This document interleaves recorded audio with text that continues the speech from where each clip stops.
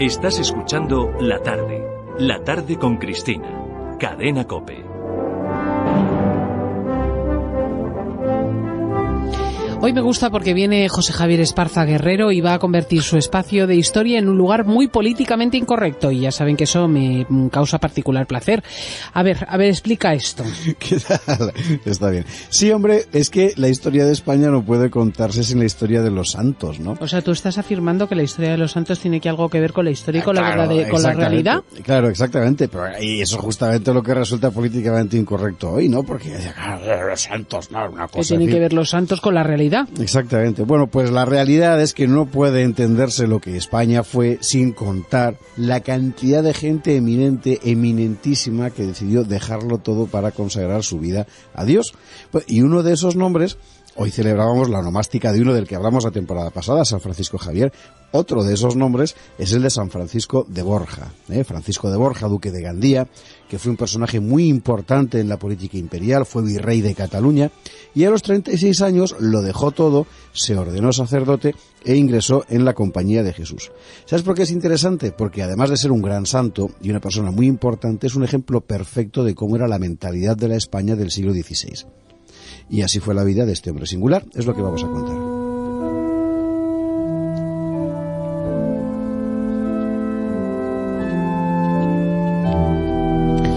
No hablamos de ningún jovenzuelo, hablamos de un hombre hecho y derecho, de 36 años y más en el siglo XVI. Tenemos que imaginarnos la escena en 1539, en la Capilla Real de Granada, donde llega una triste comitiva. Sí, es la comitiva que lleva el cadáver de la reina emperatriz Isabel de Portugal. Isabel de Portugal, que acaba de morir en este año con solo 36, los mismos, por cierto, con los que San Francisco de Borja abrazará el sacerdocio. Bueno, es que Isabel de Portugal era la reina más guapa del mundo. La recordamos en el retrato de Tiziano que le hizo con Carlos V, ¿no? Una mujer bellísima, delicada, y además adorable. Bueno, Carlos I, cuando muere su mujer, se queda desconsolado. Fíjate que no se volverá a casar más, ¿no?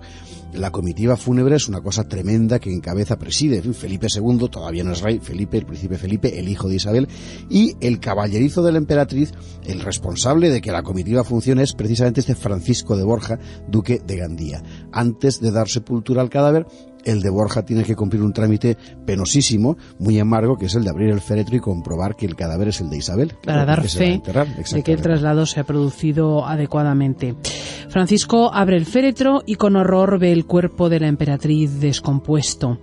Tanto que no puede jurar, dice, que ese cadáver putrefacto sea la hermosa Isabel, y se limita a jurar que fue el cuerpo de Isabel lo que depositó allí dentro antes del viaje. Y es entonces cuando pronuncia una frase que va a pasar al acervo de la cultura española. Fue así: no quiero más servir a Señor que se me pueda morir.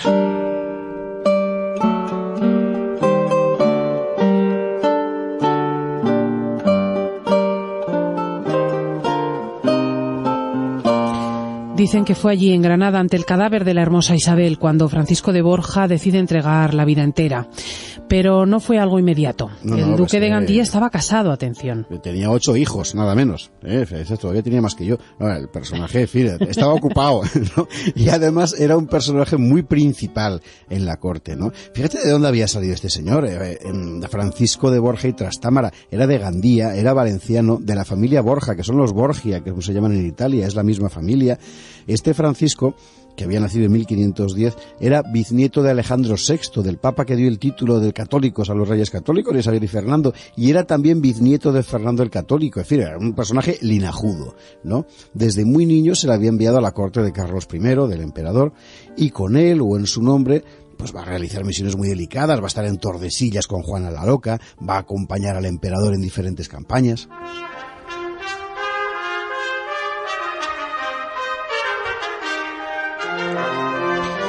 Es en 1526 cuando el rey Carlos I se casa con Isabel de Portugal. Como era uso en las cortes de entonces, el enlace viene acompañado por otros entre el personal de confianza de los reyes, y así Francisco de Borja, que entonces tenía 19 años, se casa con otra portuguesa, doña Leonor de Castro, camarera mayor de la emperatriz. Exactamente. Y Francisco es designado caballerizo de Isabel. Y es el modelo perfecto del caballero cortesano. Es decir, Francisco es un jinete excelente, compone música con talento, canta, es poeta, es un soldado valiente, en fin, participa en varias batallas con Carlos I.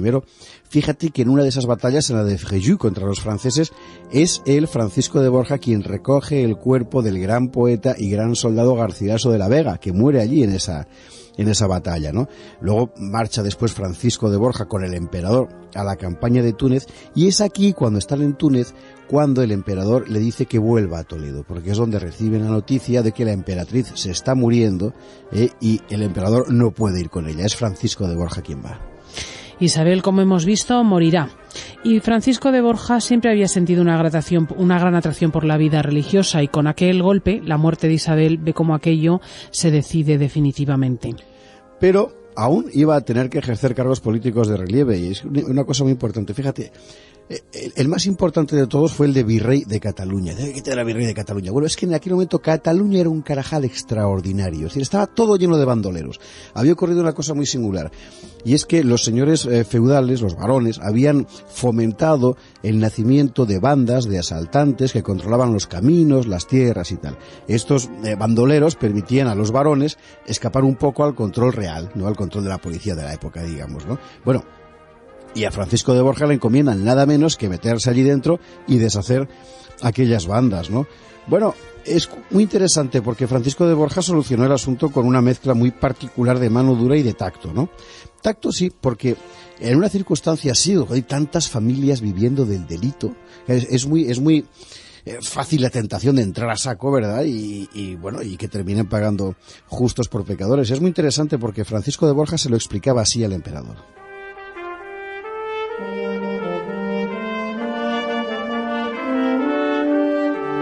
Paréceme que muchas cosas se remedian mejor con suavidad que ahorcando hombres. Porque si ese fuese el verdadero remedio, ya no se harían males en Cataluña, según los que se han ahorcado. Tenía toda la lógica del mundo, porque efectivamente si seguías ahorcando gente y seguían los problemas, es que lo de la que no era el método, que no era el método. ¿No? La verdad es que Borja es un virrey singular, no se prodiga en bailes ni cacerías, sino que lleva una vida retirada. Vive con su familia, su mujer y sus 8 hijos, pero en un aislamiento de lo mundano que llama mucho la atención. Se rodea de religiosos y de poetas. Sí, y te puedes imaginar las comidillas, ¿no? De qué virrey tan raro. Y sin embargo, todo el mundo efectivamente le respeta muchísimo y le quiere, bueno, tanto que el emperador piensa en él, en Francisco de Borja, para asumir tareas de gobierno, para ser el primer ministro, ¿no? Pero en la corte hay quien le quiere muy mal. Le van a hacer lo que hoy llamaríamos una campaña de intoxicación. Y fíjate que Francisco de Borja no peleará, o sea, que está cada vez más harto de la corte, cada vez más harto del mundano, y lo que hace es marcharse a Gandía, a sus posesiones, con su mujer y con los niños, y vivir allí recogido, ¿no? Bueno, recogido relativamente, porque las posesiones de Gandía de Francisco de Borja eran enormes. 15.000 vasallos dependían del duque, sí. Y él se toma muy en serio su señorío. Abre campos, funda talleres, crea una universidad, construye una catedral. Y entonces la vida le prepara un nuevo golpe. Su esposa, Leonor, la portuguesa, enferma gravemente y muere en 1546.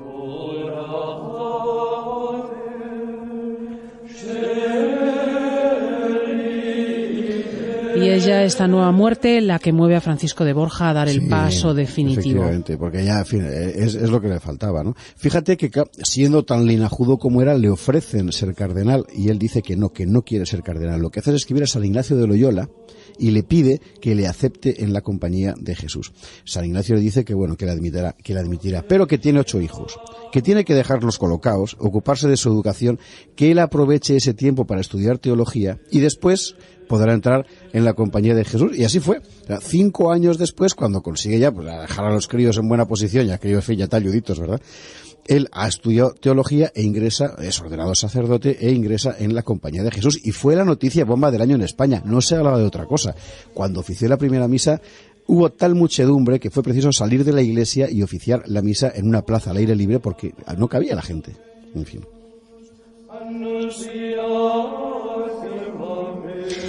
Ya tenemos a Francisco de Borja como sacerdote, pero como era un potentado, un hombre que había sido duque y gobernador, sus superiores jesuitas decidieron poner a prueba su humildad para ver si su vocación era realmente más fuerte que su orgullo de casta. Se le humilló más de lo normal. Le asignaron en la comunidad el oficio de ayudante del cocinero.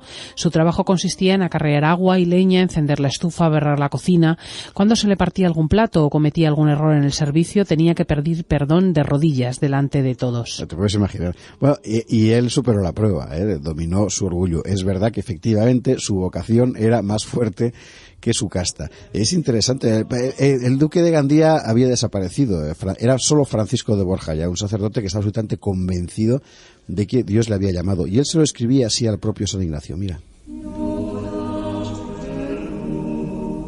Plega al Señor, nos deje entender, con acción de gracias, qué cosa es llamar a uno para servirse de Él, sin tener necesidad ninguna de Él, poniéndole en los negocios en que puso a su sacratísimo Hijo.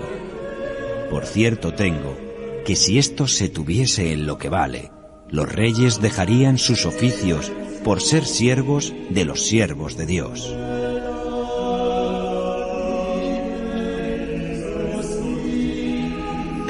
Solo 3 años después, San Ignacio designó a Francisco de Borja superior de los jesuitas en España. Fíjate que vuelve a España desde Italia, vuelve a pie, de incógnito, pidiendo limosna por los caminos, en fin. Una vez aquí, la experiencia política que había tenido en aquellos años de corte le va a ser de una gran ayuda, va a manifestarse como un excelente organizador. Es él quien empieza a enviar jesuitas a América, va a visitar a Carlos I en su monasterio de Yuste, cuando ya está Carlos I retirado allí, va a ver a Juana la Loca para ayudarla a bien morir en el castillo de Tordesillas. Cumplió misiones diplomáticas difíciles para el Papa en Portugal. En fin, era un personaje. Allá donde iba la gente se apiñaba para verlo. Y bueno, otra vez el orgullo de casta, ¿no? Él trataba de sobreponerse como podía a aquello. Él lo explicaba así.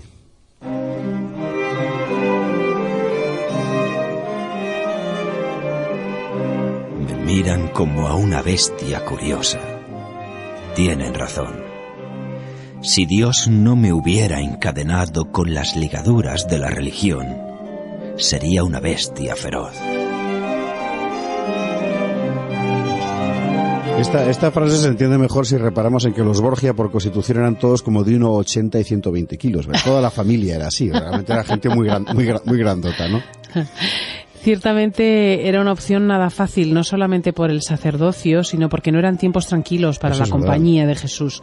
Por todas partes había rumores contra los jesuitas. Sí, bueno, pero una cosa tremenda, se hablaba de quemarlos. Y además al padre Francisco el primero. O sea, fíjate que está pasando por Valladolid Francisco de Borja y oye un sermón donde un teólogo muy famoso en la época proclamaba: apartaos de esos hombres que ayer eran soldados y hoy se fingen santos. Bueno, Francisco de Borja tiene un problema con la Inquisición, con uno de sus escritos. Él sospecha que hay algo más que una cuestión doctrinal y entonces precipitadamente abandona España y huye a Roma, ¿no? Y allí le espera una sorpresa. El sucesor de San Ignacio al frente de la compañía, el padre Laínez, ha muerto y los jesuitas van a designarlo a él, a Francisco de Borja, nuevo superior general. Era 1565.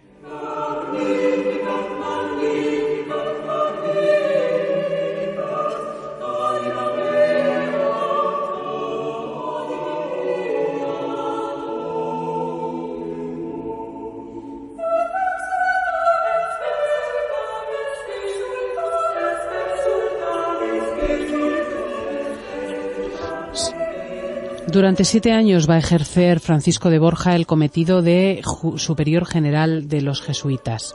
Fíjate, sí, es él quien da a la Compañía de Jesús esa organización extraordinaria que desde entonces va a ser la marca de la casa, por así decirlo, que siempre se ha contado de la Compañía de Jesús, que es algo más que un ejército, como pensaba San Ignacio, sino es una máquina extraordinaria. Eso fue cosa de Francisco de Borja.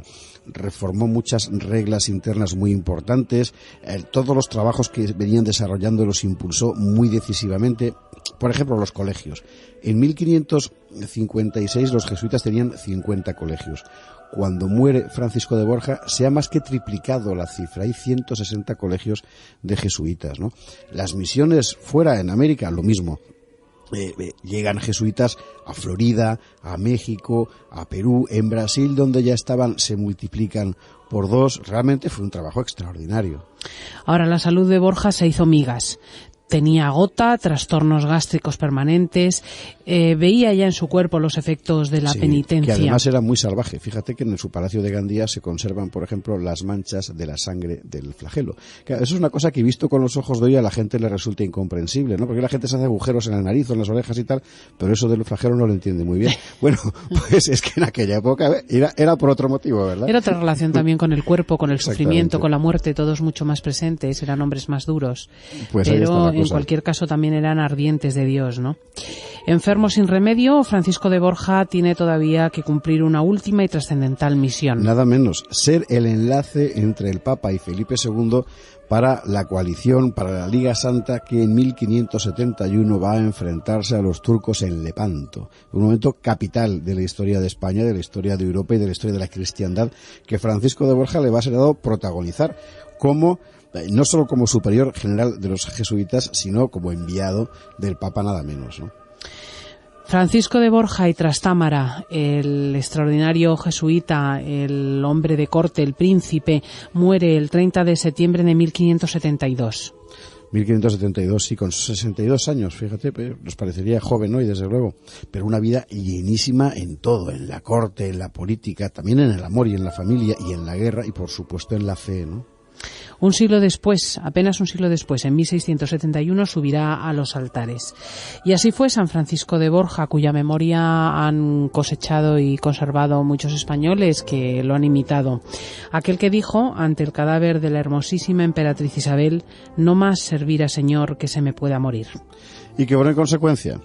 Y si a usted le gusta esta historia, pues obra en consecuencia, ya sabe que tiene La Gesta Española de José Javier Esparza, con prólogo de Cristina López Lichting, en todas las librerías de España. No lo pierda, La Gesta Española. La Gesta Española, el libro que reúne los capítulos de nuestra sección de historia y que es de la editorial Altera, de José Javier Esparza. Si quiere explicar historia a sus hijos o conocerla bien, tal y como la explicamos aquí, es su momento. En la cadena COPE, La Tarde con Cristina.